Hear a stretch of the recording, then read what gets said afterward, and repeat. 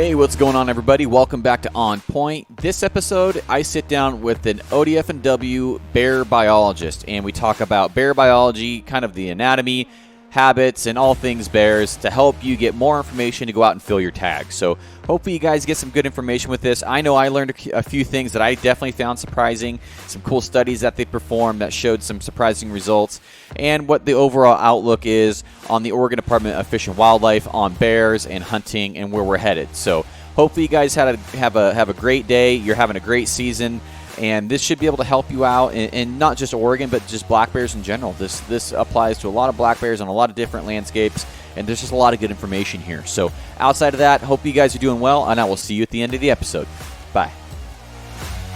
Yeah, so let's go ahead and get this thing rolling here, man. So if you want, give me a quick intro and maybe kind of a history of how you got into where you're at, and we'll start talking about some bears. Sure.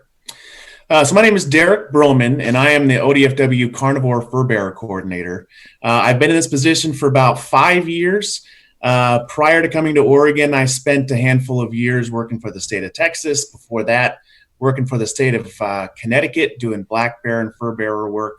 I did my master's in New Hampshire, studying bobcats, and then cut my teeth throughout the Midwest on a number of bobcat and otter projects. But I'm originally from Iowa, so as this profession kind of requires, you have to go where the work is. And for example, there's only one of my positions in Oregon. Most Western states have maybe one of these positions as well. So a lot of us wildlife biologists and fish biologists, you'll hear, have quite an extensive history and bounce around all over the place. But Oregon is an amazing place to work. Really advanced on a lot of our management strategies, data collection, and data availability for decision making. So really happy to be here. How do you get out, and are you able to hunt as busy and spread thin? Are you able to get out and enjoy the actual work you do? Yeah, not as much as I would like to. But I will tell you that I was so incredibly intimidated coming to Oregon because most everywhere I've been able to recreate and dabble in a little bit of everything. But the opportunities here are so extensive, whether it's hunting or fishing or any other outdoor activities, mountain biking, hiking, it's so much more complicated and there's so many more options. The gear that I came to Oregon with is just far inadequate. So it's been a little bit over time. I've been dabbling and, do I want to be a high desert mule deer hunter, or do I want to just get rained on and be a coast elk hunter? And I hang out with a lot of our fish staff, and it's like, my God, I can't even keep track of all these fish that have technically, I think, the same species, but they go by 12 different names. Yeah. So it's just been an awesome opportunity, and I'm dabbling myself. So yeah, I've been out doing some bear hunting, and so it's fun to have that direct connection and be able to, I think it's also important not only to be kind of the science egghead side of things, but also be able to walk the walk as well, participate in these activities and be able to, be better at doing my job to serve the public of Oregon. Yeah. So you were saying before the podcast started, you handle the cougars, bears, beavers. I mean, you handle a lot of different animals here in Oregon. And I've said it a million times, Oregon's probably one of the most, besides Alaska and all that stuff, it's one of the most diverse states for species. I mean, we've got 3 different species of deer here. There's not a lot of states that have that. I might not be, maybe Washington, I don't know. But I mean, there's not a lot of states that have as many big game species as we do. There's a lot of work to be done for what you guys do in our state. I mean, there's a lot of work. So yeah, and we've got an impressive history. Whether it's we had a wolf plan in the state of Oregon before we had wolves. We've had cougar plans and bear plans in place since the late 80s, when there's a lot of states that still almost don't have a designation or a classification for cougar. They're just, a predator, or they just fall through the gaps. So when people want to know where we're at on management and the science and having information for decision-making, Oregon is incredibly advanced. I oftentimes kind of say that some of our problems are first world problems.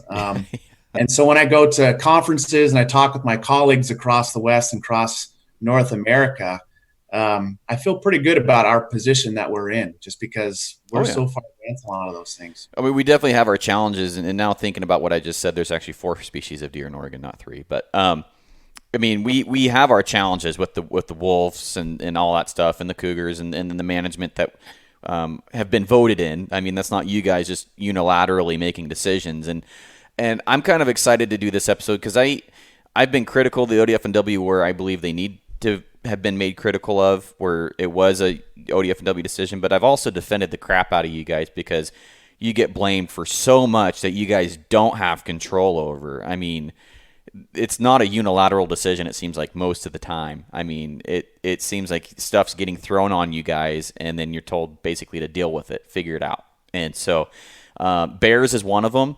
You know, we talked about 1994 where a big giant hammer was taken out of our belt that we used to use all the time, and that was bear hunting with hounds and cougars with hounds. And that was probably, I think 1994 was probably the worst year for hunters ever in Oregon because we lost a lot of traction right there, you know. And I'd be curious to see if you have any numbers before 1994 and then numbers to now for bear populations, and just kind of see what the effects have been through the voter mandated cougar ban. Not ODF&W's decision, but a voter mandated, and when I say voter, Portland mandated cougar ban. Yeah, and I appreciate you clarifying that some of these things have been entirely outside of the hands of ODFW, where we have to work within statutes. And so when there's ballot initiatives and that changes the scene, we have to adapt. But you're right, there are things that are very much we have to wear. And again, I do appreciate Oregon in that in many cases, there's good diversity in the interest of topics. We get good, diverse mix of input. And so oftentimes the staff recommendation is indeed reflective of kind of the middle of the road. And oftentimes that's where the science falls. Other states, other areas of the country, you definitely have things far more lopsided one side or the other. So nonetheless, I mean, even if you're middle of the road, that still means there's both sides that are going to be upset because it's not directly in alignment with them. But that's our job. That's our world of policy, is incorporating feedback and trying to make the best decision for what the public wants, what's best for the resource, and then handling the statutes and rules and policies. So it's sometimes kind of a fun mix. Sometimes it's an absolute nightmare. But when it comes to major events like Measure 18, which was back in 1994, before the ability to use hounds and traps, the harvest was far more selective. Obviously, hunters generally are much more inclined to harvest large adult males. And so when we lost that ability to be selective in our harvest, we started to see harvest that was more reflective of just the general population, which meant that we saw a lot more females being harvested. We have some actually published research on those impacts on cougars, but the same can be said about bears.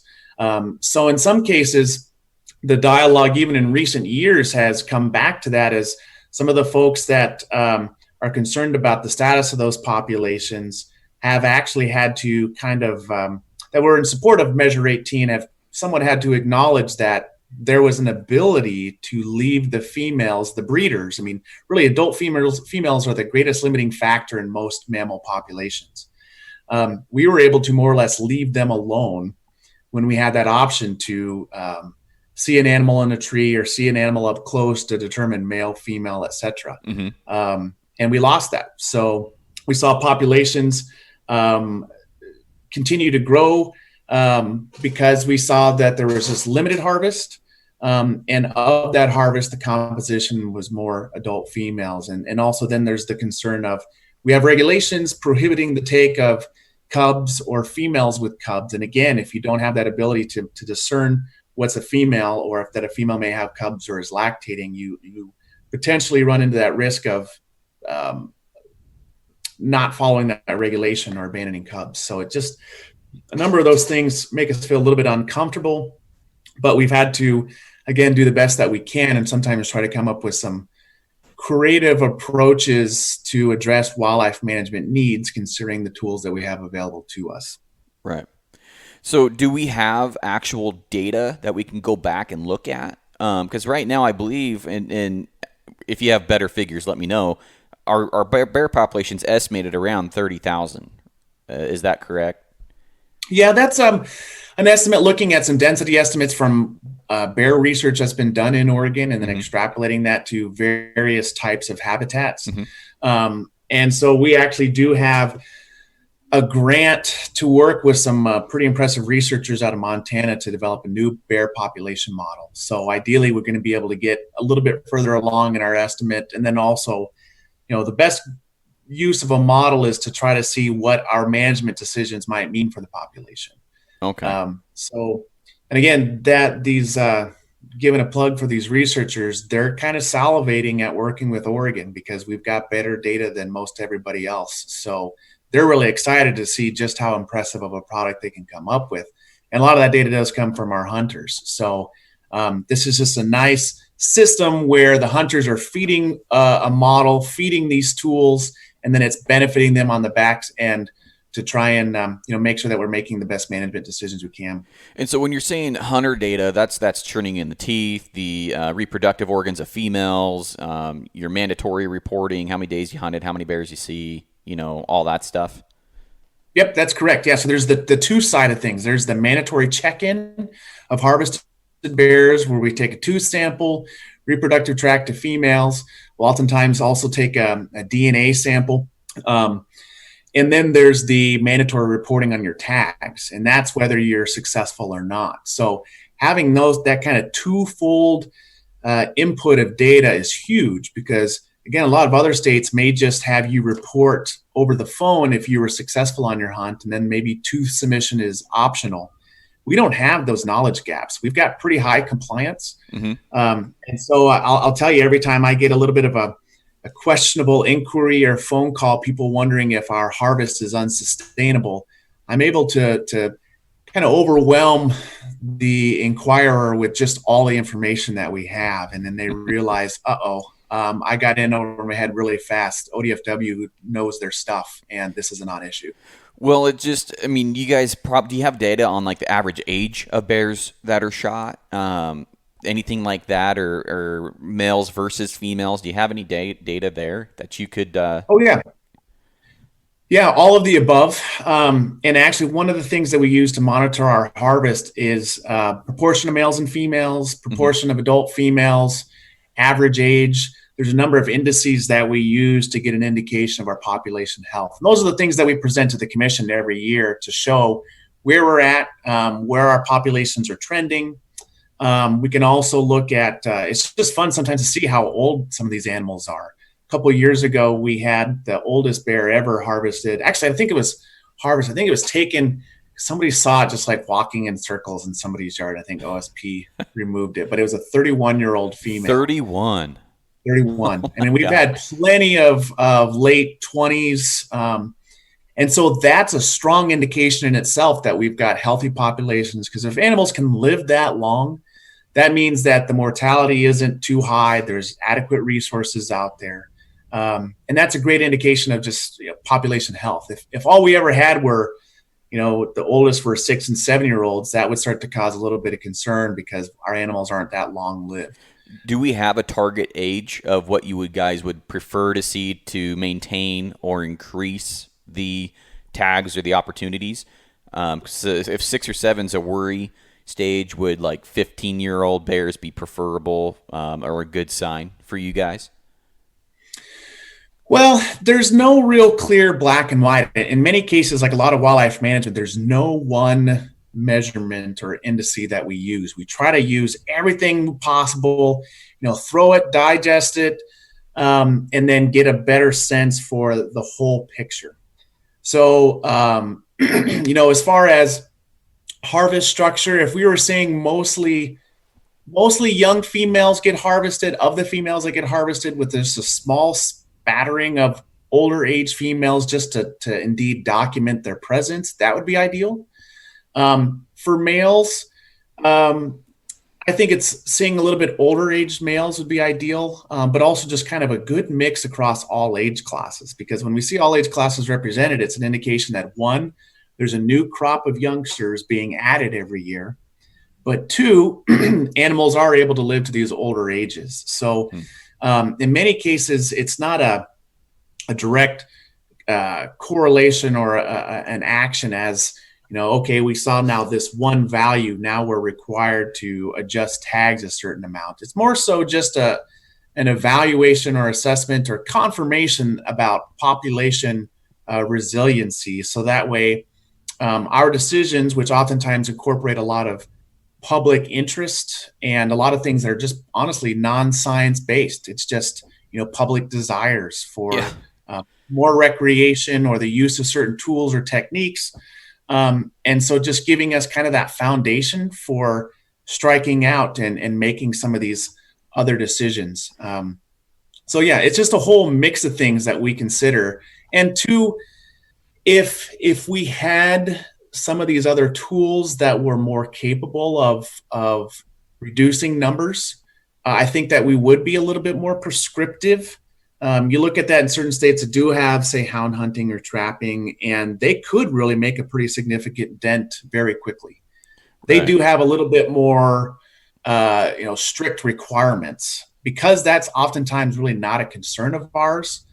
We just have more flexibility and, try to incorporate really a lot of the public interest on these fronts, knowing very well that, bear are charismatic megafauna. We can't take these things for granted. I like to joke that, bears are kind of the third-rate carnivore in the state now. With wolves present, cougars have now taken a back seat. Right. Now that means that bears they're way in the trunk at this point. So oftentimes they don't generate nearly the attention as those other large carnivores. So we don't want to be complacent. We don't want to ignore them. And again, because we've got such a rich history, it'd be a shame for us to stop pursuing, collecting more information and making better decisions. Well, the point that I always talk about, people want to talk about wolves, and you're right. And then one of my friends the other day posted something about poachers, and I'm like, well, poachers suck, but they're pretty low on my worries for our populations because you're getting an average, and we'll talk about a cougar, they say a deer a week on average, somewhere in there, but a bear, that's probably the worst thing you could do for fawn or in calf recruitment. Do you have any numbers on what the predation is or the abandonment of pregnancies from deer or cat or cows, elk or deer? There we go. How many of them abandon their young or terminate, basically have a miscarriage due to stress or having a bear follow them? Does that happen at all? Because I know that bears are one of the only animals, from what I've read, that can actually sniff out a newborn fawn or calf. And so they usually hit our herds the hardest, from what I understand. Yeah, bears, like any carnivore that has a good, strong sense of smell, are going to take advantage of any new crop of young on the landscape. Mm-hmm. Our research office there in Roseburg have been looking at this a little bit, trying to look at mortality factors and potential impacts of bears. Bobcats have also been a known impact on young. But as far as whether that take is additive or compensatory is still a little bit to be determined. And I think that they're trying to tackle a few of those things. But yeah, any of the olfactory predators are going to cue in on those. And that's oftentimes why it's ideal to have good habitat to help keep those young truly secluded. In some systems, especially with white-tailed deer, the effort to just have all the fawns drop at the same time can really flood the market and overwhelm that predator population and allow those ungulate populations to do incredibly well. But in many cases, bears are just kind of opportunistic. They'll eat what they can. Most of the time, as many of our spring bear hunters know, they're cued in on grassy fields and vegetation. Those things don't fight back. There's no mothers to have to fend off, type of thing. Right. So yeah, it's kind of a mixed bag, but we know that, again, all of our plans recognize that these are predators on the landscape. And anytime that we have a recognition that predators are having a significant impact, we try to do our best to retain whatever tools we can to address those potential impacts. But everything, it's always a mixed bag. It's never just can blame one predator. Right. habitat and climate and all sorts of roads for elk, those types of things. It's complicated. And that's why hunters have a lot of different opinions, because they've all sampled and dabbled in all of these things and recognize that. And that's arguably why my profession exists, because if it really was that simple, you wouldn't need wildlife biologists to have to factor in all of these things. It'd just be a nice cookbook that every one of us could just flip to that page and say, that's what we do. Well, I know personally I've wrestled with the idea of targeting, because I like to shoot. Everybody likes to shoot a big boar. I mean, they're just bigger heads. They're just stockier. I mean, they're just a more attractive animal to hunt. But me personally, wanting to do what's best for the state management wise, and from what I've seen, recently I've started toying with the idea of hunting large sows.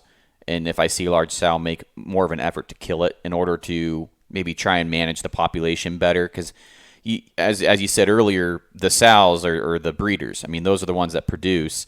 And so if we get rid of some of these producers, maybe I can help the population tamper that down a little bit. I mean, is there any logic behind that? Could you elaborate on that, even if that's a good idea? Because I feel like I'd be doing a better service as a conservationist, hunter conservationist, if whatever you want to call them, whatever click words they are right now.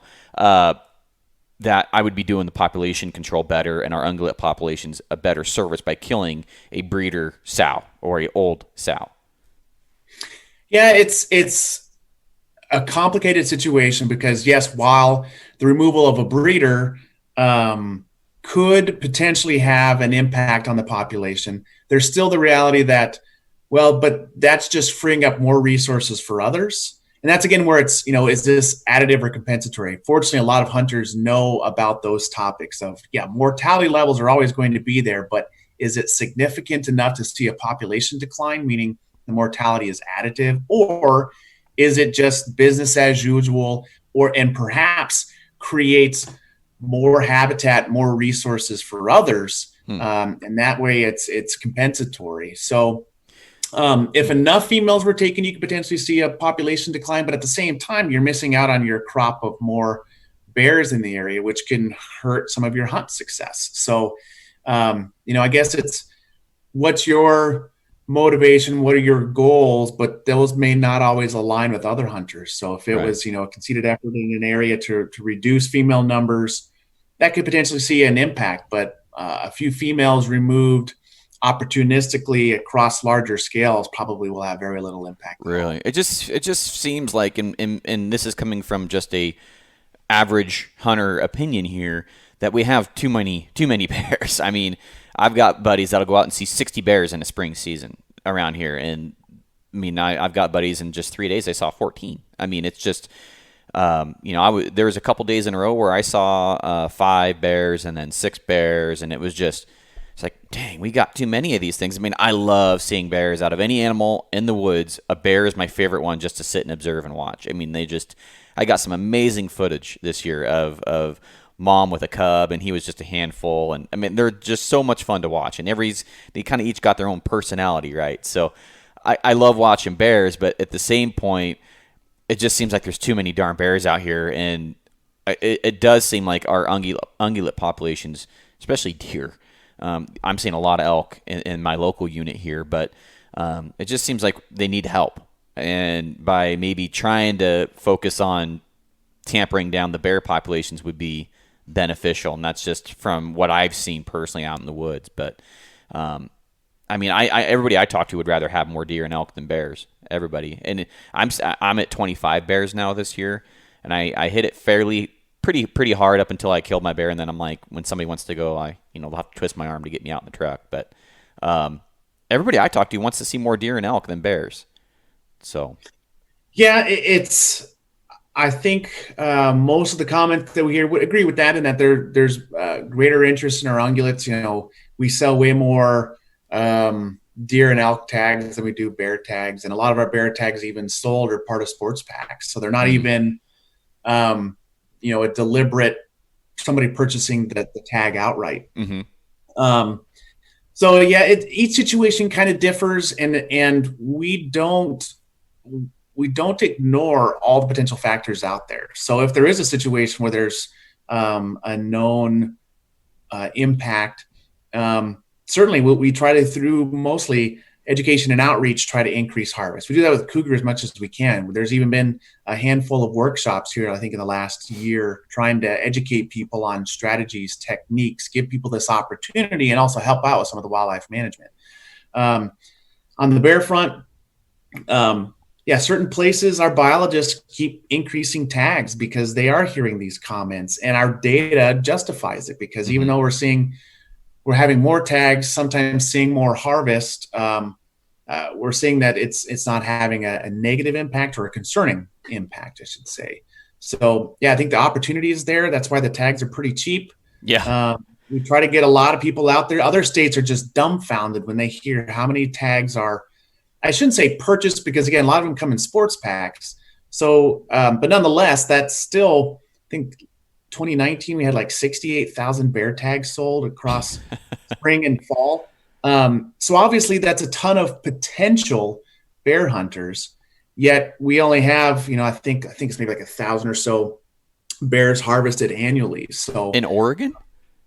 Yeah, I mean, I could probably, what are some of our, we average, our last 5 years, we average about 1,400 bears harvested through the spring and fall hunts. That is staggeringly low. I figured it would have been 15% of 60,000 or whatever number you just said. Yeah, it's just that we're in the single digits for hunter participation. Once you factor in all of those sports back tags and, and then the general season hunt in the fall, oftentimes most of the bears and cougars harvested are just opportunistic. Right. Somebody's out hunting and elk hunting. And I don't even know how many bears and cougars are passed up because they just didn't want to kind of ruin their elk hunt or deer hunt. So, we just got a ton of opportunity. And that comes in the conversation a lot of when we hear requests for extra agency-driven efforts to remove bears and cougars or increase the harvest. In many cases, we've done almost everything we can to increase a harvest. I mean, you can take two. I mean, you're not limited to a bag limit of one. We keep adding tags, adding units, things like that. The tags are very, very cheap. It's the same price for non-residents as well. So just even looking at the history of bear management and some of our harvest structure, we're trying to do the best we can to let hunters be the tool being used rather than some other method. Well, out of any animal in Oregon besides elk, bear had probably been my number one, trying to get good information out there to help other people get, I get messages all the time about where, how, what, and I'm like, dude, just here's what you need to do. Here's about where you need to go. I'm not going to tell you exactly, but, give you enough tools for you to figure it out and then go find a bear.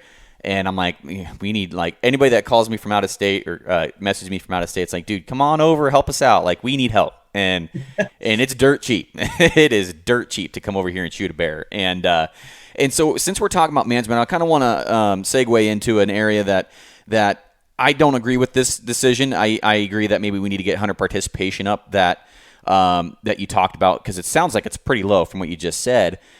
We moved from a first come first serve to a draw for Southwest Oregon, which I was just dreading. And as soon as I even heard that idea, I'm like, well, why don't we do a quota?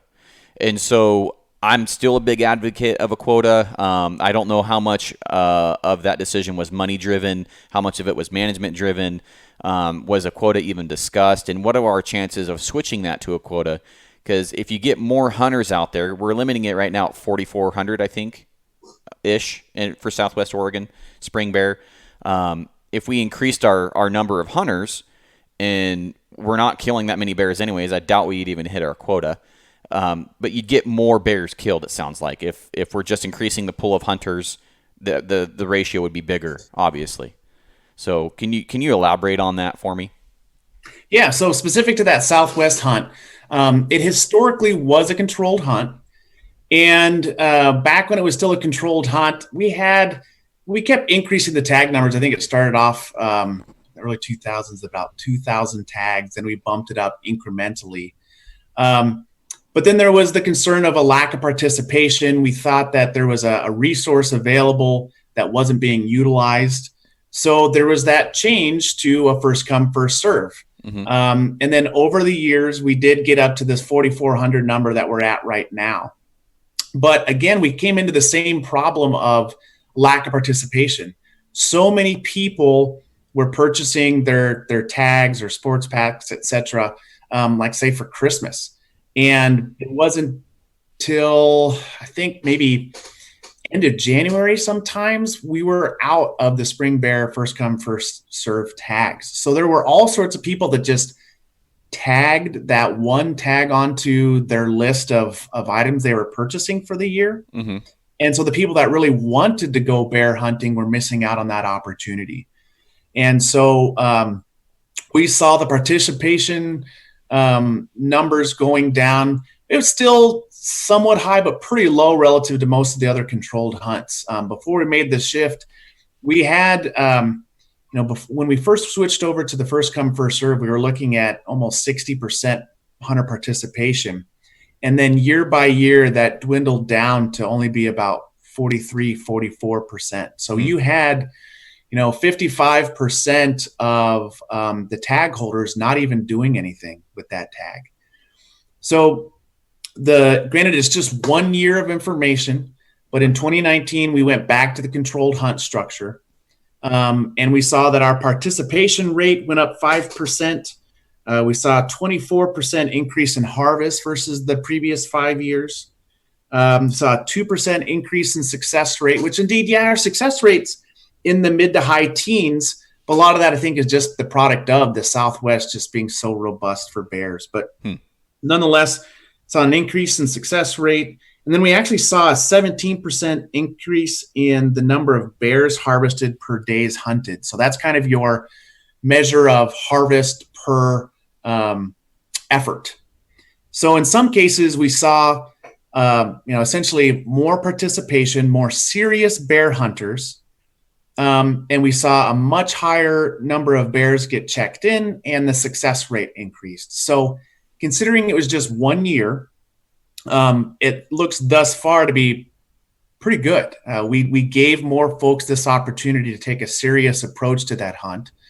And certainly there was, some people were concerned that they weren't going to be able to hunt that hunt, that they had hunted it most years.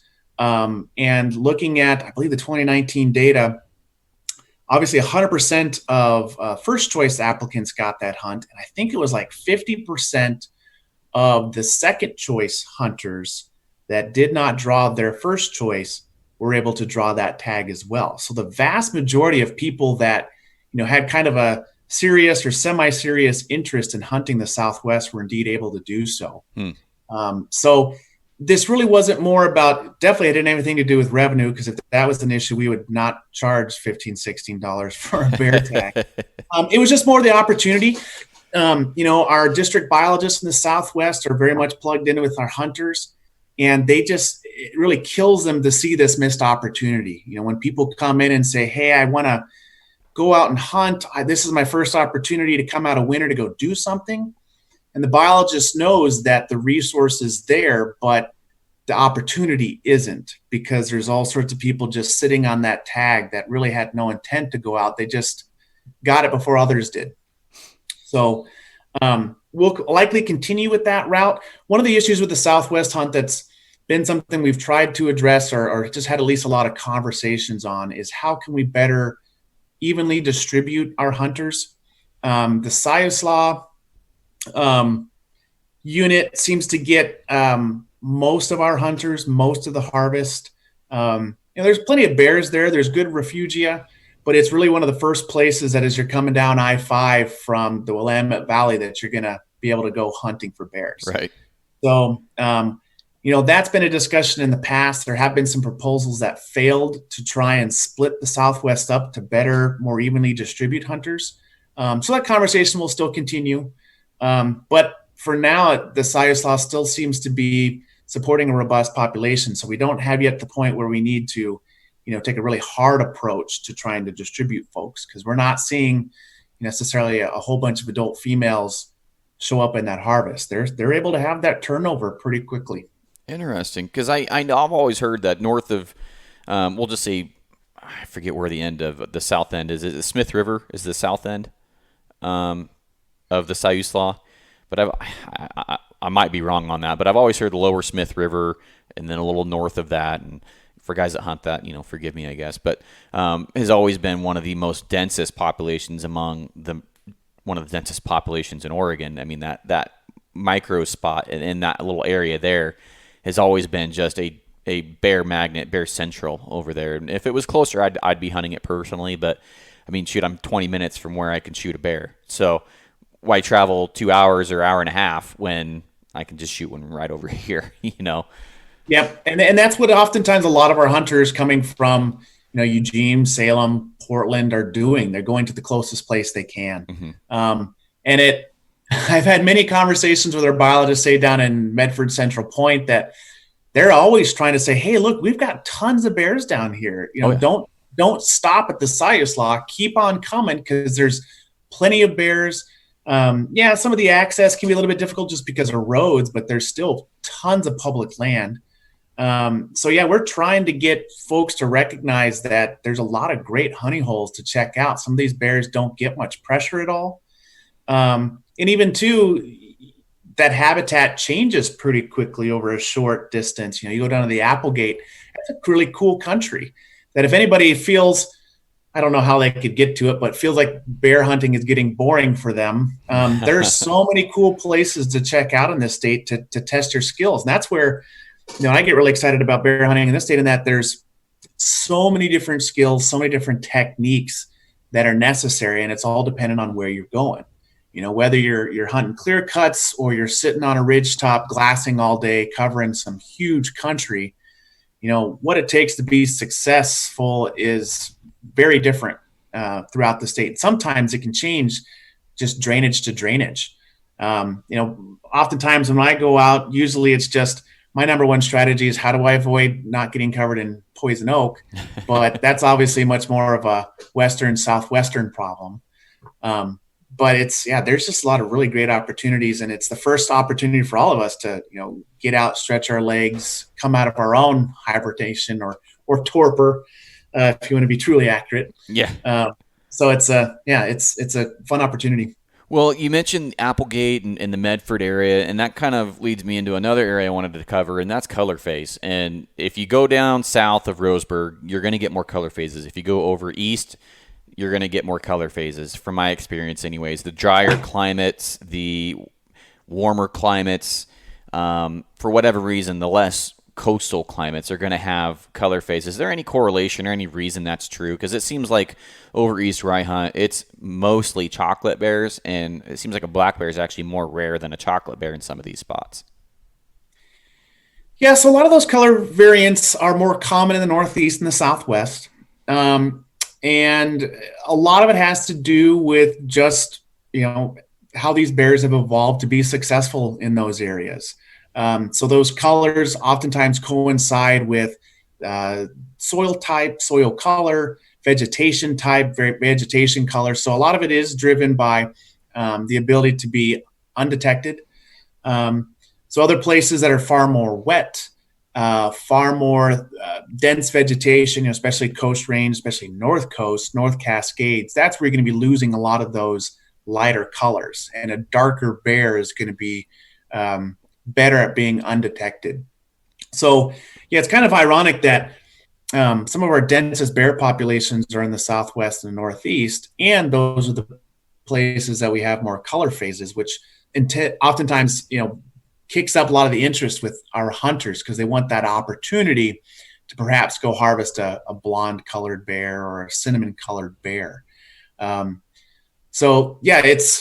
It's kind of a cool situation. We talk about all the different species of big game in the state, but then when we've got all these variations too, that adds a whole nother layer of interest and excitement and kind of on somebody's bucket list, but we don't really have any way to control for, if somebody came to me and said, we want more cinnamon bears in our population, I don't have any ability to do that.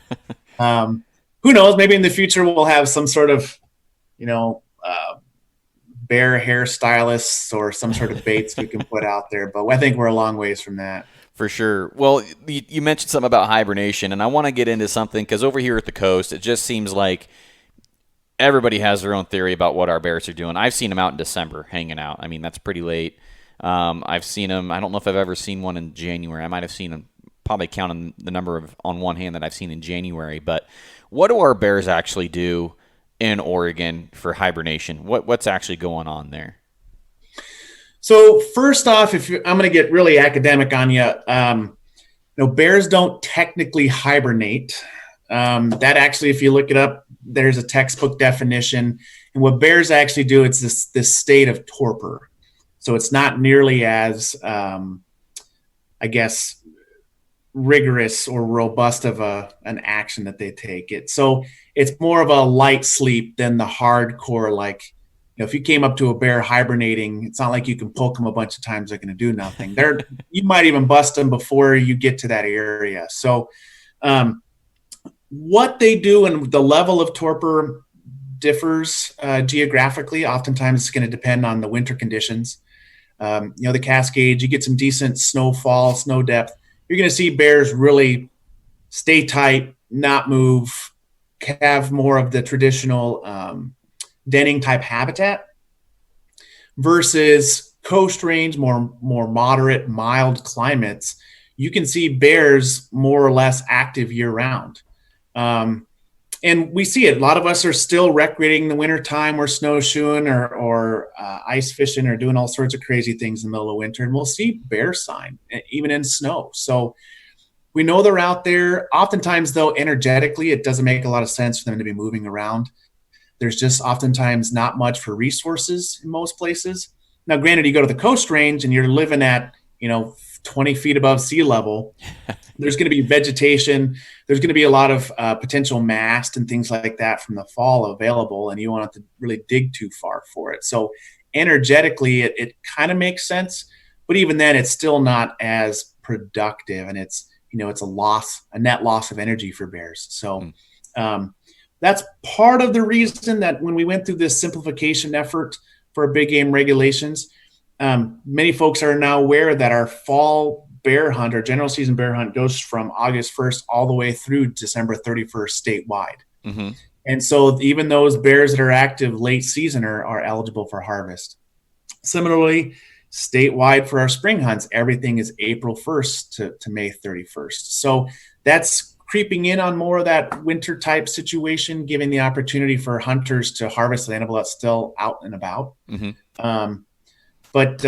It's just a lot of that too has to depend on, impact our spring hunts, right? So if you've got a harsh winter, really tough conditions, we're going to assume to see a later emergence just because the conditions are right. A lot of spring bear hunters, when they know what they're looking for, they're going to cue in on that. We talk about the ungulate world, the green wave. Mm-hmm. When is green up? Where is it occurring? And then bears are going to follow that, typically from lower elevations to higher elevations in the springtime. So, it's all connected. Just like a lot of things, the best bear hunters, the best deer and elk hunters are essentially the best biologists out there as well. They cue in on these behaviors and these traits, not necessarily linking it to energetics and the ability to survive. We're just recognizing them as these are the things that help us be successful. Yeah. There's tons to glean from that stuff. Well, I know last year when we had that snowmageddon, we had a ton of snow, and very rare, like this year, there's zero snow where I start bear hunting. Last year, there was like 1.5 to 2 feet, and I couldn't get in there for like the first 3 weeks of season. So, and then another thing I found last year, and I had a really rough first month. I think I maybe saw 1 or 2 bears in April, and then all my bears came in May, and which is every year.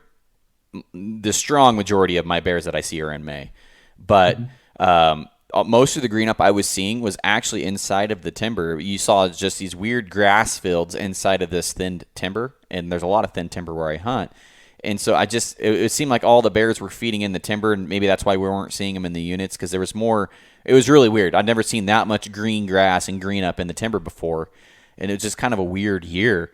Well, this year it was all early. Everything was just from April 1st. It was pretty much go, and it seemed like. And I kind of want to get into bear habitat and stuff. Obviously, you want to follow the feed, and it seems like a bear's brain's really in its stomach.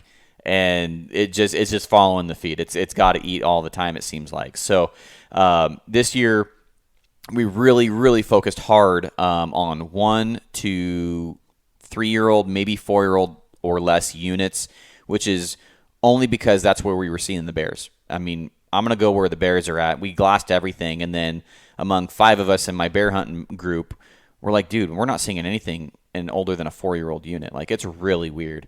And then, as always, mossy rock outcroppings were our number one producer in April. There's a lot of like this licheny, mossy stuff on there, but there's also these tiny little grass shoots that are poking up. What exactly are they feeding on in the very early April when the grass still really hasn't produced much yet, and we're seeing them on those rocky outcroppings? Yeah, it's just all that new vegetation that's really rich in nutrients. Because those species are growing so fast, they're just so full of nutrients, and that's why then once those grasses and vegetation start to get older, and that rate of growth slows down, they're just far less energetically appealing to bears. Okay. Not to mention, too, once those areas start to slow growing, it's usually because conditions are warming up. There's less moisture in that area, and that, too, doesn't work very well for bears. They still, most of them are black, and they're absorbing a ton of heat. So being out on those open slopes, those open areas, early season is kind of ideal, but then very quickly they're staying tight to cover, staying in that shade.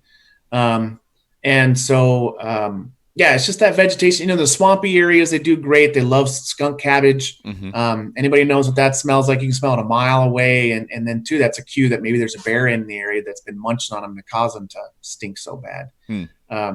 So it's, one of the most difficult things with spring bear hunting, in my opinion, is having contemporary information to work with. Because you might go out and scout a couple weeks and see good bear sign, but by the time you actually go out to hunt, that whole area could have changed so fast. In my opinion, I don't know if I see that level of habitat change when we're hunting other species, especially like in the fall. You just don't see that fast of an occurrence. So we can do some scouting, kind of far in advance, like, okay, look, this looks like good deer elk habitat. These are the places I should probably go check out. And you come back a couple weeks later, it's not going to be like it went from bright green to, completely dead and brown. So that is one of the bigger challenges, especially if you're trying to hunt at a distance, because you don't, if you're going to invest the time like you hopefully should to go scout an area, you want to make it closer to your hunt date. Otherwise, you could come out there and realize, my goodness, everything changed. I'm having to start from scratch, which is a bummer. Unless you come out the next year and go, hey, look, I know what this looks like. April 1, maybe I will go hunt this April 1 next year because those conditions will be similar. That's funny you say that, because I had guys that were like, oh yeah, 2-3 weeks before season, I was seeing 2-3 bears a day, and then come season, they were all gone. I'm like, well, I don't know what to tell you. Like, I don't scout for bears. I know where I'm going to go before I even go. Like, I could drive all day and never hit the same unit. I mean, that's how much area we have down here.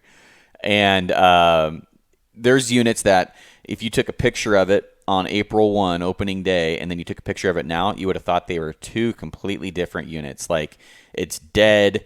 It looks dead, but until you start putting, the binoculars on it, I'm like, okay, there's tiny little grasses starting to poke up through the sticks.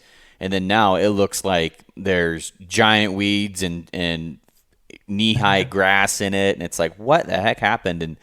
And I pay attention to when I don't know if this is a dorky thing or not. It's very scientific, I guess, but I like knowing how long it takes me to mow my grass each time, because that tells me how fast the vegetation around here is growing. I haven't had to mow my yard in probably 2 weeks, and it was like almost every weekend I almost had to mow my yard about a month ago. And so it just seems like the vegetation here is starting to slow down a little bit, like the grasses, and I know that's different species and everything, and it's not very scientific, but the weeds and all the other natural species around here is just, the growth is starting to slow down at my house. And so I'm kind of seeing that out in the woods a little bit, but then there's these other units that are just, I hunted the grassiest units, deepest grass I've ever seen, richest grass I've ever seen units last night. And it was just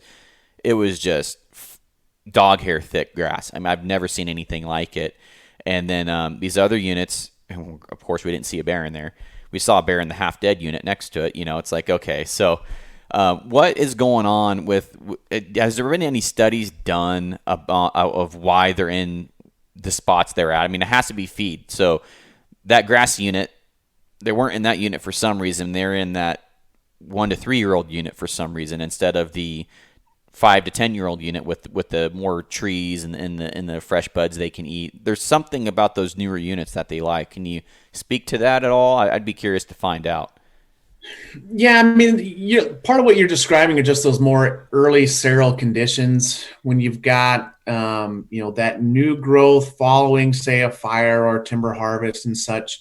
That's going to be, again, the fastest growth that you would see in the vegetation in those areas because of that more nutrient rich. But bears, like a lot of our wildlife, we would love to just speak in black and whites and here's the behavior and here's the, right. Here, oh yeah, if you go stand next to this tree on November 12th, there will be an elk. They do all different types of things. Really, you're right. It's a stomach thing. Sometimes it's just opportunistic that they're just going to bumble into something and find some new food source for them. Mm-hmm.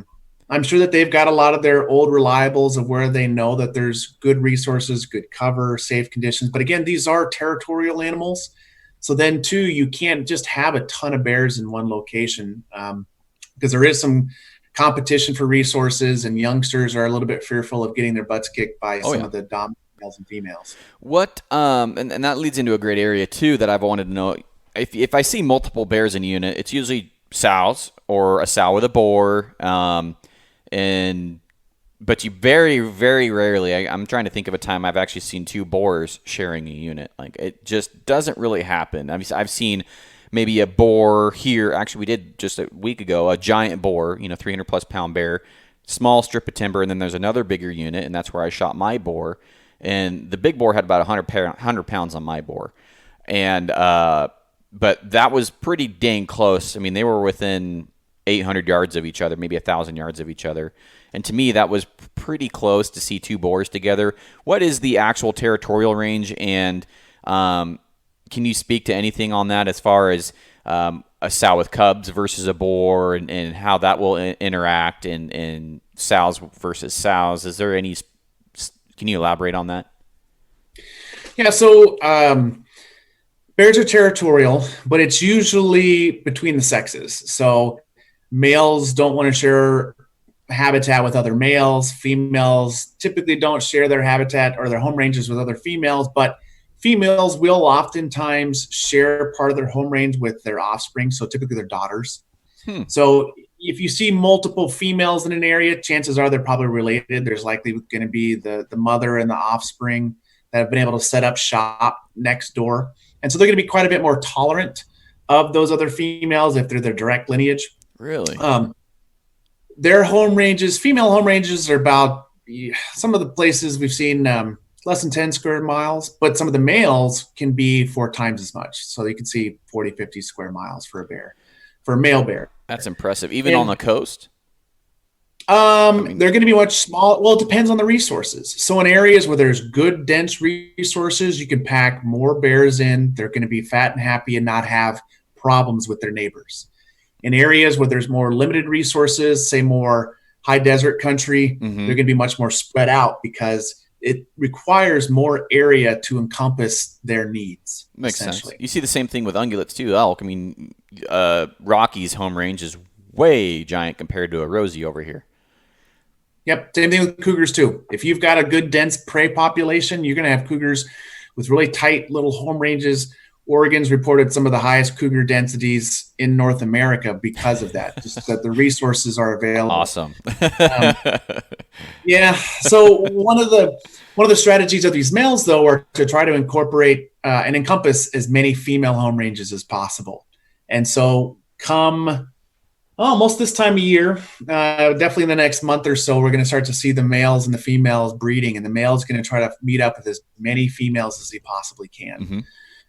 So that'll then at that time kind of dictate their activity levels. The females with cubs are going to try to avoid everybody. And two, that ties into some of our hunt structure. We oftentimes get a lot of requests for people wanting to see the hunt extended into June.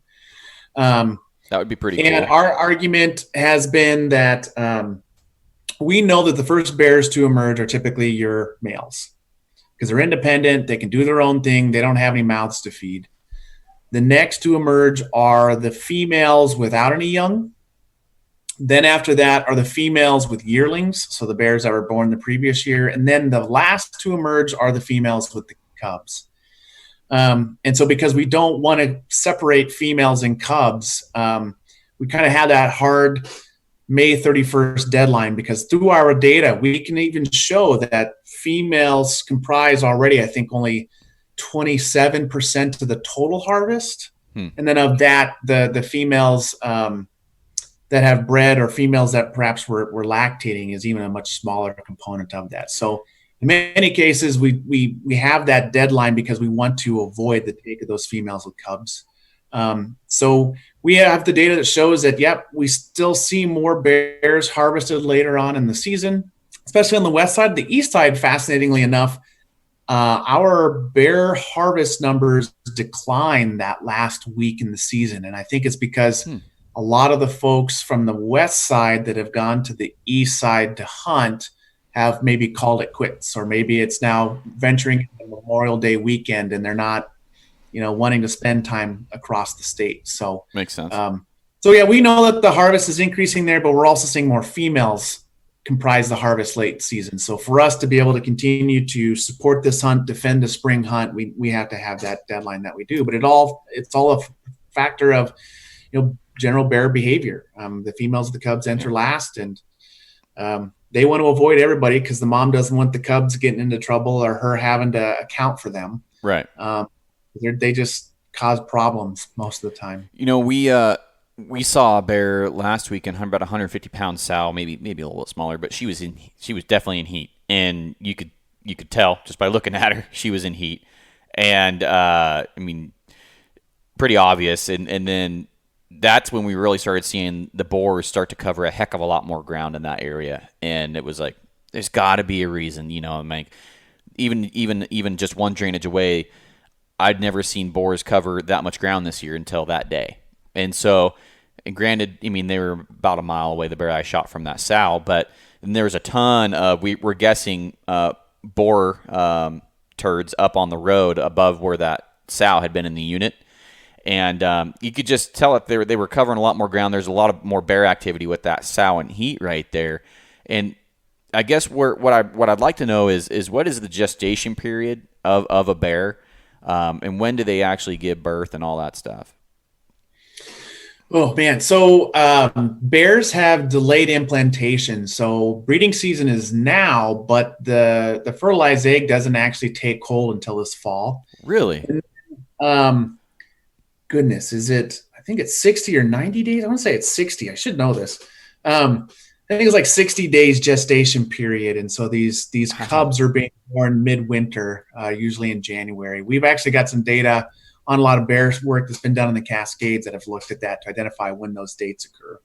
So, and again, that varies geographically throughout Oregon and throughout really North America based on, habitat conditions, winter severity, because ideally these animals want to have the young ready to leave the den when the resources are just right. So, harsher winters, you could see a little bit later date of birth because they know that the resources aren't going to be available for a later period of time. But you could theorize that, especially like our coastal conditions where the winters are just fine, they can have very early birth dates because they know that they could emerge and there's going to be likely a lot of vegetation and prey available to them when they do. That's really interesting because, I saw a few little footballs running around this year, but it seems like most of them were about 30 to 40 pounds, maybe a little bit bigger. Yeah, so part of that, too, is just a product of the cubs stay with mom and stay tight and try to stay hidden and emerge last. So most of the youngsters that people are seeing are those juveniles that were born in 2019. And so they're going to be weighing anywhere from the 30, 40 up to almost 100 pounds. And they're going to be oftentimes a little bit more independent. They're going to goof off and sometimes stay distant from mom. And some places, some of these juveniles will even go into winter, quote, hibernation by themselves. So that's why, too, though that age class is eligible for harvest, because they're, in many cases, independent bears. Just, not anything you're going to be too proud to bring home. Although, I mean, the meat will be just, the prime quality. It won't be some, dried out jerky like, 31-year-old sow. We saw one last night that was he'd been lucky if he was 80 pounds, and he had to be just kicked away from mom, just left the nest. And my friend, the hunter, was wanting to get her first bear, but I just told her, I'm like, she's like, you think I'd be proud of that? I'm like, no, I don't think he'd be proud of it. So, if she's not willing to, be happy with it in a picture and show her family and feel good about it when she goes to bed, then don't pull the trigger. And I told her, I have this little bear I call LB, little buddy, little bear, and I've seen him, been up there quite a few times. Probably seen this bear half a dozen times, watched him for hours, and I've just kind of become attached to him. He got a couple of my buddies missed him. And I was kind of like in my heart, like, run, little guy, run, like. And so I call him my little buddy now, and he's off limits. And I told him, like, he's smaller than LB, and she's like, oh no, I don't want him then, But it's just kind of funny, and I'd be curious if you guys have any studies or any statistics on boar predation on cubs, and if that happens a lot with black bears here in Oregon. Do you guys have the boars seeking out the cubs? And then if so, there's been theories on why. Is it because it's not their cub, or is it to make that sow come back into heat? And I'd just be curious what you have for information there. I do know that we have some information on cub survival, but I have to go take another look, and I'm sure it's all in our bear plan, which was last updated in 2012. Oh, wow. But you're right that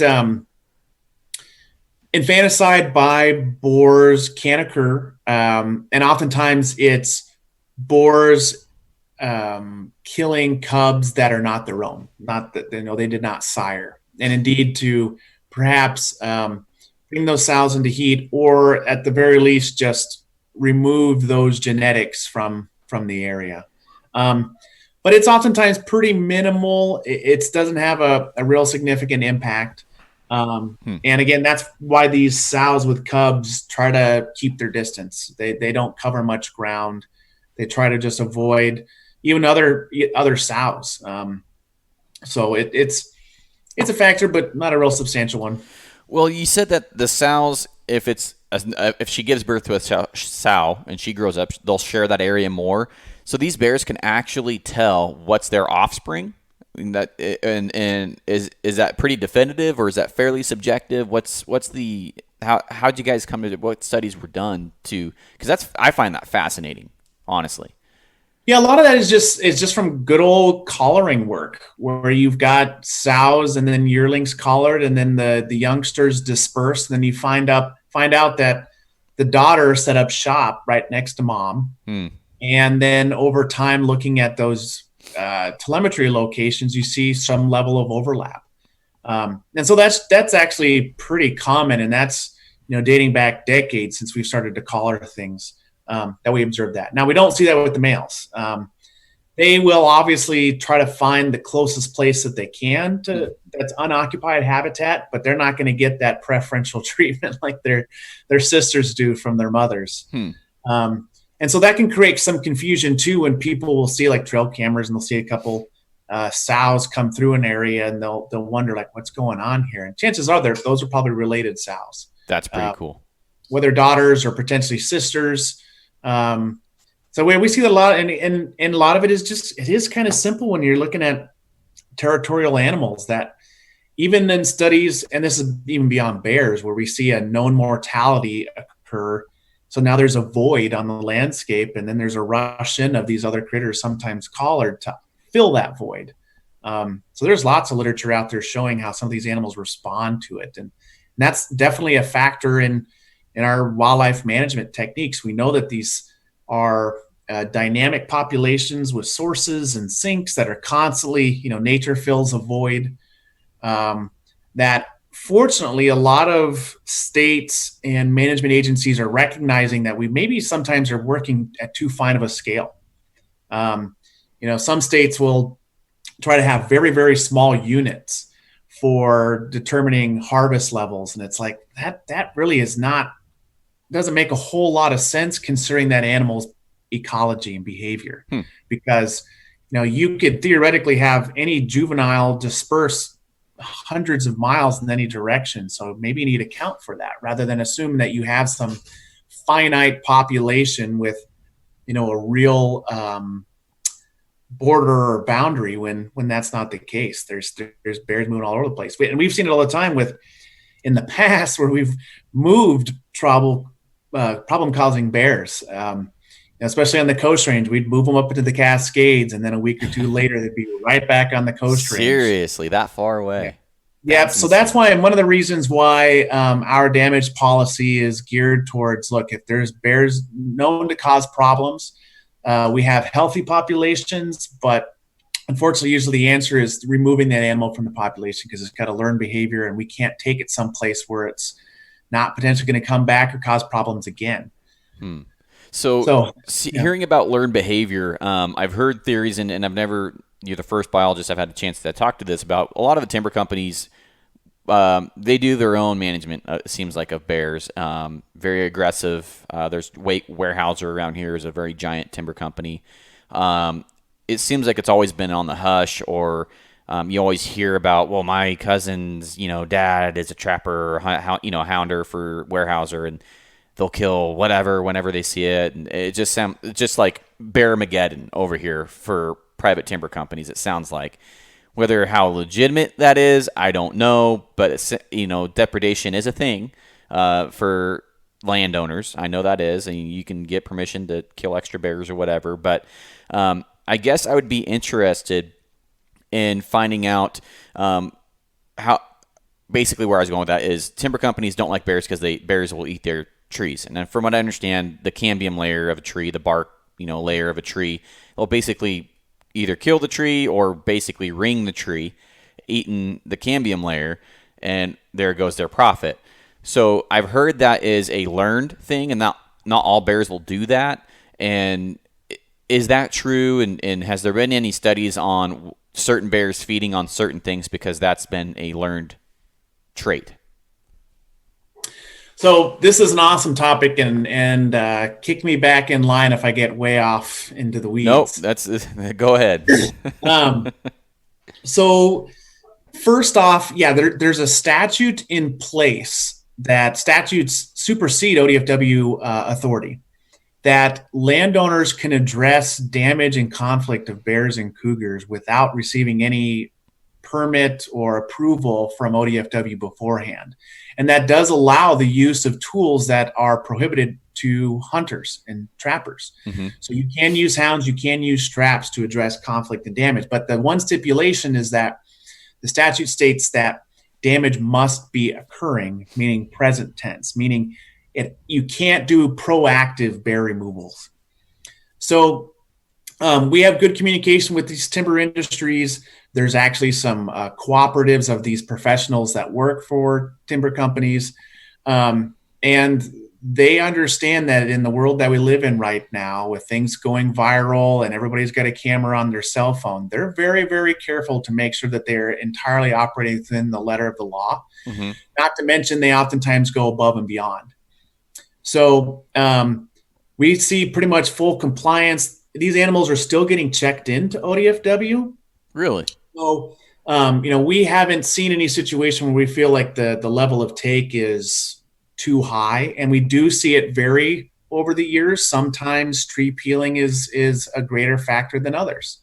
And a lot of these professionals on the ground, they're oftentimes out scouting, and then they only take action once they start to see damage occurring.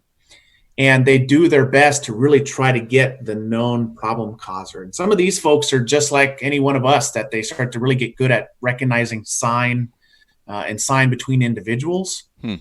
The latest understanding is that it is a bit of a learned behavior. It's not really common across the range of black bear. There's actually a research project that's probably now wrapping up with Oregon State and Wildlife Services research branch that they actually collared a number of tree peeling bears in Oregon and Washington and followed them around. Really?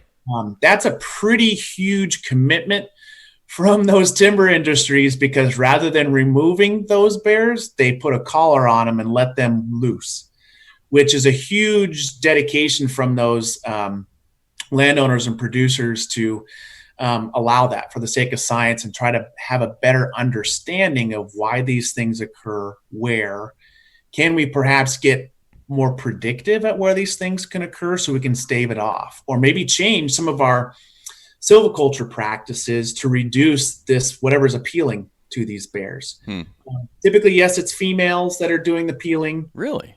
Yeah, and actually Department of Forestry has some surveys that they conduct to try to look at the level of peeling or other just timber damage, whether it's fungus or other things. So this has been a hot topic for a long time. There's a lot of dollars associated with the potential loss of timber in those activities. But again, all that information comes ODFW. We plug that into our some of our mortality indices that we look at. A lot of those folks too are some of the best people to speak with. So if a hunter can find out who maybe does some damage work for a timber industry on what they've seen, where to go, some tricks and tips, that's pretty valuable. But usually some of that timber damage doesn't occur till the very end of the timber or the hunting season. But those folks are out right now covering a lot of ground trying to look for those things. So that's another tool for hunters, is getting in touch with the damage folks to find out what do they see, where to go, tricks and tips, lessons learned, those types of things. So yeah, it's a bit of a challenge. I think we're getting better at recognizing what's the issues out there. These folks know that with the sensitivity surrounding the topic, they're being very, very diligent on it. So, and two, OSP is engaged with all of these groups and all these discussions as well. And so we very rarely have, they're pretty open and honest. Granted, who knows? There could be all sorts of things happen in the darkest corners of the forest. But for the most part, we feel that this is a bit of a non-issue. It's fortunate that Oregon does have some statutes in place that give some flexibility to the public without a whole bunch of red tape. And in many cases, I think that that's helped allow for greater coexistence with bears and cougars and things like that, because the public can take action and address problems without ODFW having to get caught in the middle. Other states, not the case. And that's where sometimes causes problems, because people disagree with some of the actions or the paperwork, et cetera. And there was a lawsuit against Washington Department of Fish and Wildlife the last couple of years, because they're in that boat. They manage and control the bear tree peeling damage work. And so they got caught up in the middle of a lawsuit, but it doesn't apply to Oregon. So fortunately, I'm grateful for that. Yeah. Well, I've always been curious about the legitimacy of all the rumors you hear and the amount of bears that you hear taken off of some of these properties. And, we're talking over 100,000 acre tree farms here. I mean, giant tree farms. And there's one tree farm down here in particular that I heard, over 100 bears, and it was a relatively fairly small compared to the other tree farms. I'm like, that's a lot of bears, like how legit is that and stuff like that. And that just maybe speaks to the volumes. Are those counted in your guys' harvest data for hunters? Or is that a completely different figure? So both. So we have some indices that are specific to hunter harvest, and then other indices that are total mortality. So we actually have, I think it's like 200 and some bears taken annually on damage and for human safety. But then we split everything up when the time is appropriate to look at mortality levels and causes. I mean, we split them up. We can tell which are taken on timber damage. We can split them up to which ones are for raiding chicken coops versus entering somebody's home versus, bird feeders. So our data is that good. So we can say, look, hunting is the number one source of mortality. Our bears taken on damage and human safety is 200 some, but relatively stable. We also collect information on complaints. And those are stable over the last couple decades. And even our complaints, we go into great detail and can categorize those. Hmm. So we've got a bunch of different ways to have our finger on the pulse of what's going on with bears and the public and hunters and conflict, et cetera, et cetera. And in many cases, because we're many decades into this world of bear conservation and management, it's many cases kind of a, the engine is just running. We're just there feeding it and watching it work, and we get little concern, little pushback, and but still seek other opportunities and satisfy public desires. I want to talk about the anatomy of bears, because this is another among hunters that's debated, especially on where to aim, and in the digestive tracts as well. You hear about bears are always feeding because their digestive tracts are shorter, the lungs are farther back, aim middle, or no, aim right behind the shoulder. What's from a biologist standpoint? Can you clear that up, or at least help me out there a little bit? What is the what's the truth there behind all that stuff? Well, there's a lot of running theories, but really, I mean, a fatal shot is a fatal shot. And obviously, the things vary by the tool used, the weapon used, the caliber, draw weight, distance, a lot of factors that kick in. So obviously, a heart-lung shot is ideal. And it doesn't really vary that much between even a lot of our other carnivores. Yeah, the digestive tract is a little bit shorter, but not, it's not as nearly as short as a cougar, say, because because they only eat meat, they don't have a GI tract that needs to break down vegetation like bears and our ungulates. So actually our cats have the shortest digestive tract, and that's why their scat smells so horrendous, because it's mostly just blood and hasn't had a chance to kind of come out as a dusty ball of grass like a lot of our ungulates. So, just behind the front shoulder is still kind of an ideal target. It can be very deceiving because you have such a black coat. I think that's been one of the biggest issues, is gauging distance and size, and to know where to place your shot. The lungs, it's just not significant enough to really say, oh, here's clearly the difference between, black bear strategy and others. But hunters that have harvested a number of bears and have had to trail bears based on certain shot locations, I definitely give them a lot of preference for recommendations on some of those things. Because, when you have to trail an animal after sometimes some really tough terrain, you learn very quickly not to do that again. That's the fastest way to learn and propose a new strategy and technique. Well, I know me personally, I aim a little farther back off the shoulder for bear. I've shot them behind the shoulder plenty of times, and those times that I feel like I smoked them, and I could see the video, I could go back and watch it, they just run and run and run and run and run, and they don't stop, and then you lose them. And it's like, what the heck just happened? And granted, there's a lot of bears that are shot right behind the shoulder that are found, but there's a lot that aren't. I mean, there's a shocking. I think bears are the number one lost, not recovered animal probably out there. I mean, it's staggering how many that don't get found every year. But when I start moving that bullet maybe 2 or 3 inches farther back, maybe towards the back of the thoracic cavity a little bit farther, those bears go down way quicker. I mean, that bear I shot this year was kind of up on a hillside facing away from me, so he'd be kind of like that. And the shoulder blades are like right here. I put it about like right there, about 3 or 4 inches farther back down. And I got it on video, and it rolled him, and he went as far as the hill would roll him, and then I put another one in him just to make sure it was a quick, ethical, no suffering or anything.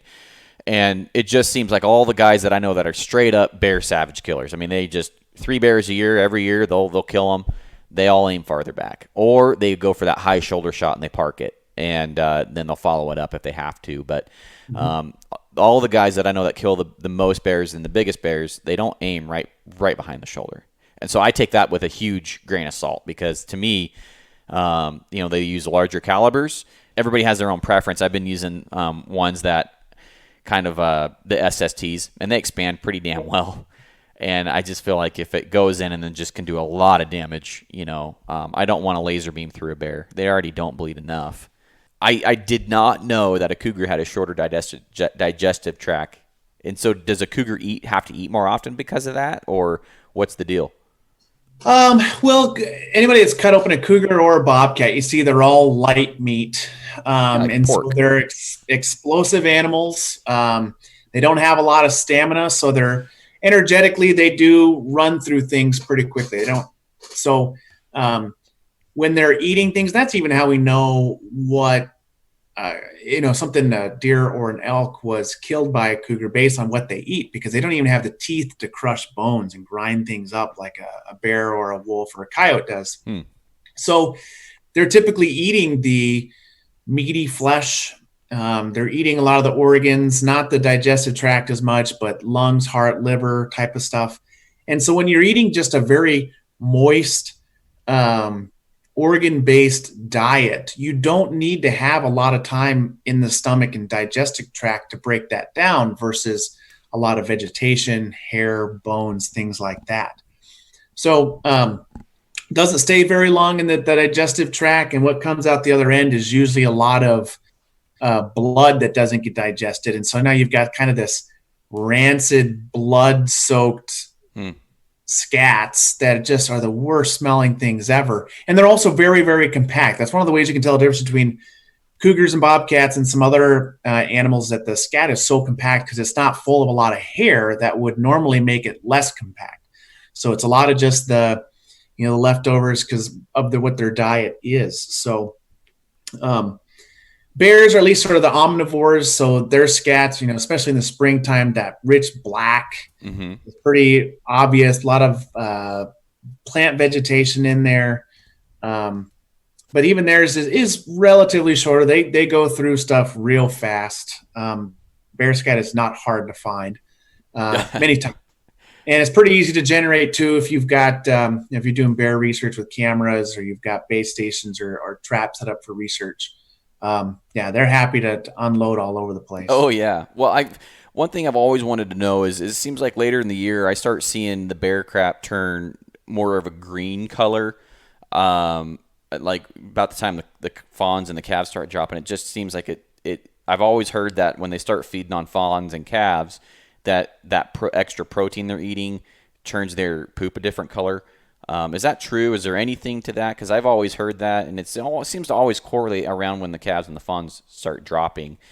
And so people say that they're on a kill, or they've been feeding on a kill when their crap turns green. I don't know. I don't know the answer to that question. Obviously, what comes out one end is all the product of what goes in the other end. So, even just the shifting from, say, seed heads to actual vegetation can change things. Obviously, if they're feeding on calves and fawns, you're going to see more hair and more bones present. But yeah, I don't know. I don't know about the color. Yeah, that's something that maybe one of these days we'll find out. I don't know. It's probably not that important even. It's just something that you hear in the woods. Guys are saying, "Oh yeah, that bear's crap was green. It was been feeding on a fawn. He's a fawn killer."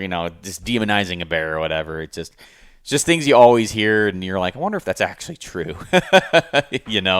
But is there anything? Because I know I've got my a lot of my questions answered. I just with the predator and populations, I was crunching the numbers, and my wife was kind of being the devil's advocate, and I told her, I'm like, did you know, according to the numbers that I'm reading, that we have more bears and cougars than we do antelope, goats, and bighorn sheep? And she's like, well, yeah, but bears, antelope, and bighorn sheep are only in part of the state. I'm like, that's true. That's true. But that's kind of a staggering number. I mean, there's antelope, you always think of a ton of antelope, and Oregon kind of sucks, in my opinion, for antelope. But that's a staggering number. That's still a lot of, that's about 37,000 predators that you have there. That's not including the wolves, because we don't have as many of those. But is there any goal population in mind for bears? Are we there? Are we above it? Because 30,000 seems like, to me, way too many bears. And 7,000 cougars-ish seems like, when I was a kid, 3,000 was the goal-ish. Well, it depends on what your interest is. So there is no specific target. And for obvious reasons, even if there was a target and it was lower than we have now, we almost don't have the ability to get to that target. Right. And your wife is right that they don't occur in the same places. We don't have pronghorn sheep and goats in Portland suburbs, but we do cougars. Yeah, it's just a difficult thing to try to talk about at a statewide scale, because then too, Oregon is a huge state. And so even when you take 36,000, which some of that does include youngsters, which don't really oftentimes play a major role. Okay, that starts to be diluted pretty quickly. And we do have cougars darn near everywhere. Bears, a little bit less so, but at higher densities in certain places. So really, each situation's case by case. There's all sorts of local information factoring into things. And, unfortunately, a lot of places, especially elk, we see things doing all right. Mule deer's sometimes not doing the best, but we've already identified a lot of other habitat issues that seem to be the biggest issue. We've got invasive grasses, we've got juniper, we've got a lot of major large-scale problems that even when we're collaring these animals, it's not that they're all getting picked off by predators, it's that nutritionally they're not making it, and it's really tough. Even some of this is really, it's not that new anymore, but it's still groundbreaking that we're discovering that summer range condition for a lot of our ungulates is far more important than winter conditions. Normally you would just assume that, winter range is the most important. But the reality is winter is just kind of a slow death for everything. The issue is when they're heading into winter, are they fat enough? Are they robust enough to last through this winter? And so now that's kind of had to change everybody's thinking on things, that really now it's summer condition that we have to focus on. That before we were just like, look, let's put all our eggs more or less in the winter range basket, because that's where they're dying. That's where the nutrients are limiting. But we're finding out summer range is what, if you won't survive winter if you come in with even the best winter range habitat, if you come into winter lean and not having the right resources. Right. So that's a good point. But obviously, it's a mixed bag. To address these things, it's all different scales, all different tools. Changing habitat is expensive and difficult to do. It doesn't happen overnight. So, fortunately, a lot of our hunting groups are recognizing that. And a lot of, say, RMEF does a lot of habitat work. A lot of our OHA chapters are recognizing that as well. So sometimes it's a tough pill to swallow, because you want to say that, I have a tough time not thinking that, predators are an enormous limiting factor.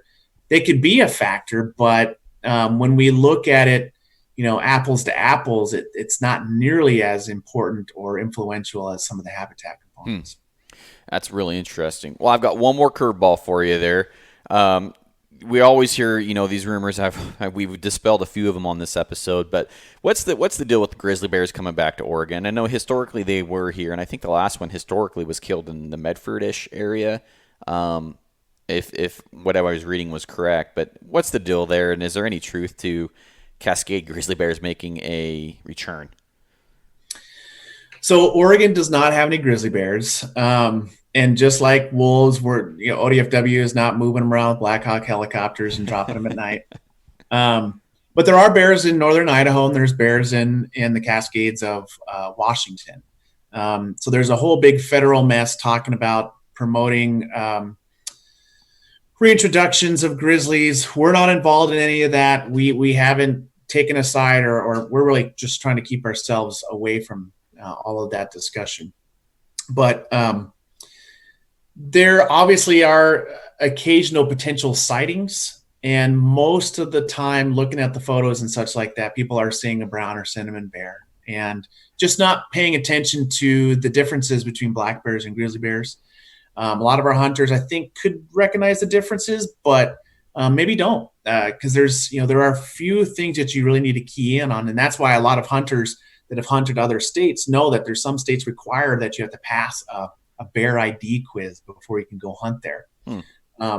Similar to our wolf coyote ID quiz that we have on our website. Just try to help people recognize that no, a wolf isn't just a large coyote, just like a grizzly isn't a large black bear. Right. They do have different features to them.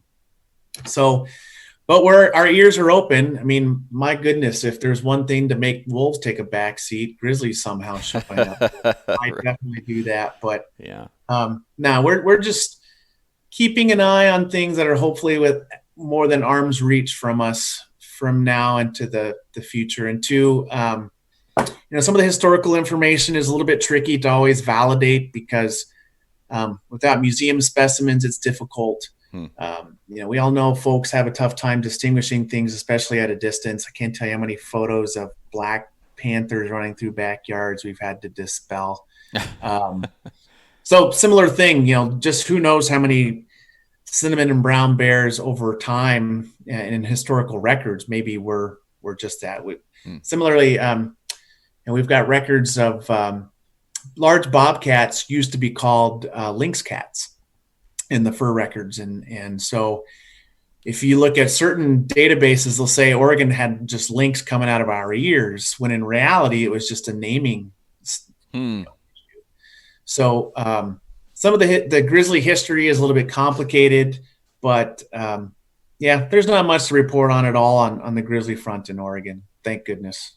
Interesting. Well, it's so weird what we, especially non-hunters, put a value on, and it just seems like the more majestic, the more important they are. Like a wolf is so stoic and majestic and so pretty and fun to watch and great to think about how they're out there, but then for us to actually have to deal with them, it's a whole different thing. And like, you don't hear any uproar about nutrias. Those aren't native, those aren't carp. You got Asian carp at Fern Ridge. I've been shooting the crap out of them. You don't hear any uproar about that, or Tui chubs in Diamond Lake. Somebody kept throwing those suckers in there, and we throw non-native trout species in lakes that have no business being in there. Like Diamond Lakes had, I don't know how many different species of trout thrown in it, but it's been a few. How many did it have originally? I don't know. I've heard rumors that they talked about throwing pike or something in there to get rid of the small invasive species and stuff. So it's just really funny that we're picking battles over certain things, but the ones that probably make the biggest difference are the ones that are the majestic looking and fun to think about ones in the woods, like the wolves and stuff, and the grizzly bears. And my dad is not a wolf advocate, but he said when he saw one, it was pretty damn cool. He saw one out just outside of Glide up Rock Creek. At about the 4 mile marker, right off the main road. And he's like, when I saw it, I was like, I've never seen a wolf in my life before, but he's like, when I saw it, I knew immediately that's a freaking wolf. And he's like, I wish I got my camera out, like it got me excited, and it was crazy to see it. And I trust him 100% that he saw a wolf. He called me as soon as he got service up there. And, I would love to see him. I heard him in Idaho, but I don't like the repercussions a lot of what could happen, seeing what's happened in Idaho and Yellowstone and stuff like that, and the numbers they've had on our elk populations. I don't like thinking about that. And I don't know what happened with our elk populations over here at the Coast Range for elk, because I don't think those elk are as athletic as a Rocky Mountain that can run. It's just, there's a lot of fear for me for the unknown of what our ungulate populations are going to, specifically elk, Sure, with the wolves and stuff. Yeah, and you addressed it. It's the fear of the unknown, and we have that fear as well. Fortunately, to date, all of our elk populations are at or above MO everywhere we have wolves. Although there are some areas where we're trying to reduce elk numbers for damage. So, knock on wood. At this point, we're not seeing the impact of wolves. But we do recognize that, you described the Coast Range as being really difficult for an elk to traverse. Well, wolves are coursers. They need to get something running, and they basically run it to death and nip it to death. And we recognize there's probably a lot of places of the Cascades and the Coast Range that's just not going to be good wolf habitat for that reason. That'll maybe still be where the cougars are still the apex predator, because it's better for the mousers, the predators that can pounce on things. So, we're going to continue to keep a close eye on those things. The fear of the unknown drives everybody, but it also makes us hungry for more information. And hopefully we can continue to be a little bit more proactive on this front, which is good, because we've got a lot of diligent folks out there looking for wolves. And so even when our livestock producers, we're getting good buy-in on some of these measures to reduce conflict, and those are being implemented before wolves even show up. So there's no reason to ignore the lessons learned in Eastern Oregon and elsewhere in the West here on the wolf topic. But I will say when it comes to the Cascades and the Coast Range, that's totally different from where wolves occur everywhere else in the Western US. So we're almost starting from scratch on a lot of these things. And so it's kind of a fun opportunity for the public, for biologists and others to put our heads together on what are our options, how to proceed in these environments that are very different than Yellowstone and Northern Idaho. Well, hey, I appreciate you coming on, and I had a great time listening to you. I learned a lot of different things that I had no idea, I didn't know. And I personally would love to have you back on to talk about the cougar populations, the wolf populations. I actually did a wolf episode. I wouldn't suggest that you listen to it because you might want to kill me and my guest on that episode. But my buddy's very outspoken against the ODF&W. So, but you might listen to it and you might say, yeah, I'm not going on back on that guy's show again. But I tried really doing my own research and just wading through all the. Man, wolves have the best PR agents in the world. I mean, they really do. There's a lot of money spent making those things look like they, fart rainbows. I don't get it, but it's like 10 to 1, to get down to the facts. You have to read through 10 freaking articles to get to a factual research basis, and so I did my best trying to get to the facts. I had like 5 pages of notes, and then I had one of my good buddies who was on one of the wolf committees or something like that. Advisory committee for I think he got kicked off, but he's pretty outspoken. So you may or may not, you're forewarned if you go back out and check out that episode. I'd be curious to see what you think about it. But I appreciate you coming on, man. And is there anything in closing that you want to get out there, or any if anybody has any questions, do you want to give them some contact information for you? Yeah, at the very least, I mean, we have a ton of information, a ton of data in this agency, and all of it's available on our website. It's all at your fingertips. So our first bear plan, I think, occurred in 1987, has been updated 2 times since then. So 2012 is the last update of the bear plan. So it's right on our website, pretty easy, nice and straightforward, kind of the one-stop shop for all things bear related for the state of Oregon. It's not going to talk a lot about bear populations in southern Missouri. It's going to be Oregon information, and so it's a good spot. Same thing with our cougar plan. That was updated in 2017, and even the wolf plan that was updated in 2019. So those are good places for people to go. You, the hunter, can get some appreciation for how your data has been used. We also have information on our website from our commission meetings that usually occur in September under the big game process. You can see a number of these maps and figures on bear mortalities, these indices we're looking at. But ultimately, as usual, speaking with your local district biologist can get you a lot of information on what's the finger on the pulse of damage or conflict, or what's hot on the bear world, or where to go hunting. A lot of our biologists really love the topic of bear and are happy to engage in these conversations. So please take advantage of this resource, like many of you have already done so in the past. And I do want to appreciate everybody's help and involvement to make the bear program what it is today. Like I said before, the amount of information that we have available, primarily coming from hunters, makes my job way easier and makes my defense of our management techniques and hunting much easier as well. So a lot of times folks catch wind of certain ballot initiatives or things occurring elsewhere in the country, and we're able to hold our own because of all that information that hunters have helped provide. So thank you. Well, I appreciate that. And, hopefully people aren't just clicking no, I didn't go hunt, because it's easier to report that way. So, I'm afraid of how many people do that, because it is quicker. I mean, it's maybe a minute quicker, but it's quicker and easier if you just click no. And I've always wondered what percentage of people are actually doing that, because that's not helping us out. And I know there's a train of people out there that think that if I did kill something, that's going to be less bears for next year, so they're going to decrease our tags. And it's really the opposite, right? I mean, you guys go off of harvest numbers, and then if there's a lot of bears getting killed and they're older bears, we're going to increase or potentially keep the tags the same and stuff. based off what you said earlier. So hopefully people aren't being falsifying with their information that they're given. And one last question before we get off here. How accurate are those tooth analysis that you guys do for aging? Bear's pretty darn accurate. They all go to one lab. That's all they do. They are the lab that most of North America sends their stuff to. Okay. When it comes to cougars, it's less accurate because the tooth, it's basically the growing season and then the resting season that creates those rings of a tree, basically. Okay. When bears go into wintertime, there's less growth, and so that's how it helps create that ring. Versus cougar, they're active year-round. It's not as easy to count those rings on the tooth. So when it comes to bear data from tooth samples, incredibly accurate. So we collect 2 samples too. We even, hopefully the lab's not listening, but we send them some double-blind samples to see if they